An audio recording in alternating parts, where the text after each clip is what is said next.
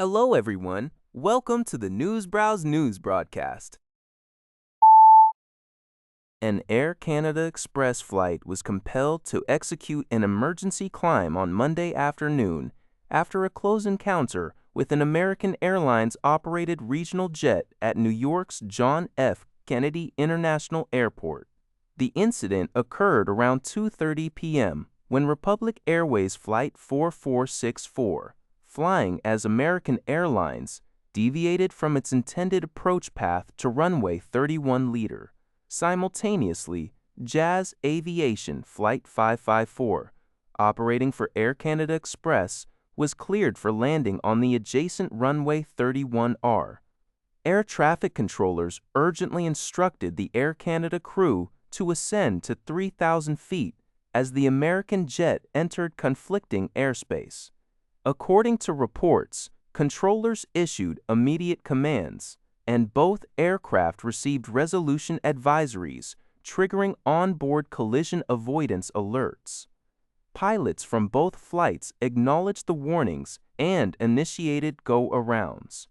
Preliminary data suggests the aircraft came within approximately 350 feet vertically and less than a kilometer horizontally before safely separating. Both planes later circled back and landed without further incident.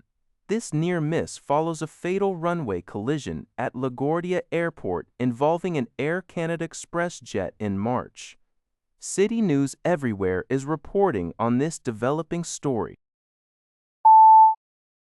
Academics from McGill and Toronto universities are raising concerns about the Liberal Party's proposal to ban social media and AI for individuals under 16. Professors suggest that instead of an outright ban, a focus on education and responsible usage guidelines would be more beneficial. They argue that a ban might drive usage underground, making it harder for parents and educators to intervene. Experts point out that while platforms pose risks like cyberbullying and addictive design, they also offer avenues for self-expression and social connection. Similarly, while AI chatbots have potential harms, they can also be valuable learning tools. The professors propose approaches similar to movie rating systems, emphasizing education and guardrails rather than prohibition. This perspective highlights the need for a balanced approach to navigating the digital landscape for young people. This news is from City News Everywhere. A group of British Columbia women captured a seemingly typical tourist photo at Mexico's famous Pyramid of the Moon at the Teotihuacan site. Unbeknownst to them, a gunman, later identified as Julio Cesar Chasso Ramirez, was visible in the background moments before he opened fire. The tragic incident resulted in the death of one Canadian woman and injuries to 13 other visitors, including individuals from the United States, Russia, the Netherlands, Brazil, and a 6-year-old Colombian boy. The shooter, who reportedly ranted about hating tourists and played strange music, died by suicide. Barbara Welsh, one of the BC tourists, recounted the horrifying waterfall of people tumbling down the pyramid after the shots rang out. She believes her decision to descend the pyramid minutes earlier due to altitude issues, along with a Chasso friend, may have saved their lives. Despite the traumatic experience, Welsh stated that the group remains fond of Mexico City and will not be deterred from future travels, emphasizing that such an event is unpredictable and could happen anywhere. This report comes from the Canadian Press, with additional details from the Associated Press.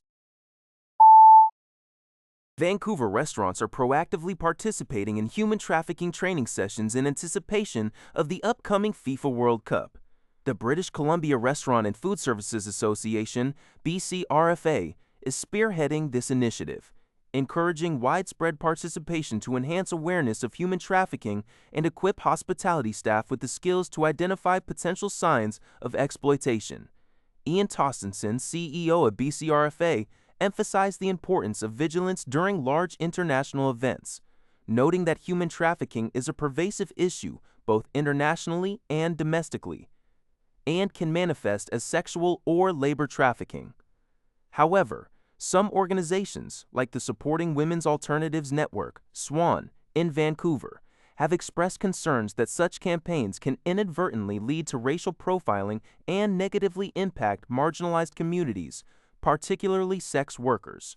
SWAN spokesperson Sistel Lotteries noted that while human trafficking cases are infrequent in their community, aggressive anti-trafficking measures could lead to increased surveillance and misidentification. They also highlighted the critical need for support services for survivors and the importance of sexual assault prevention during major events. According to the RCMP, 43 cases of human trafficking were reported in BC in 2023. Though many are believed to go unreported, this training aims to bolster preventative measures within the vital hospitality sector. Elemental Trucks Inc., NSHA, a Canadian leader in zero-emission heavy-duty vehicles, has officially launched North America's first commercially available 63.5-ton hydrogen fuel cell truck. This significant announcement, made at Truck World 2026, marks a pivotal moment for decarbonizing demanding trucking operations. The truck is engineered for Canada's challenging climate and heavy haul requirements, offering a direct zero-emission replacement for diesel and CNG vehicles.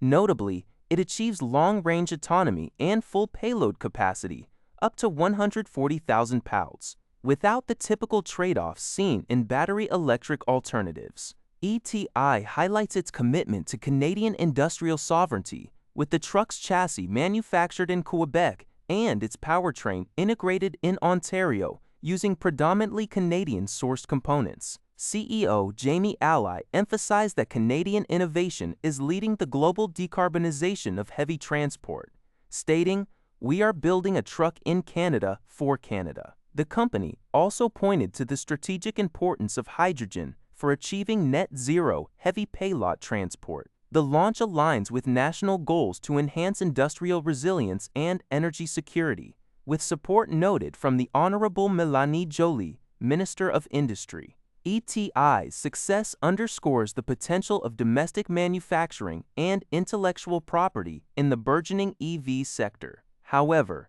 the company stressed that widespread adoption hinges on pan-Canadian investment in hydrogen infrastructure, including fueling stations and affordable low-carbon hydrogen, to ensure this manufacturing lead is not throttled by logistical gaps.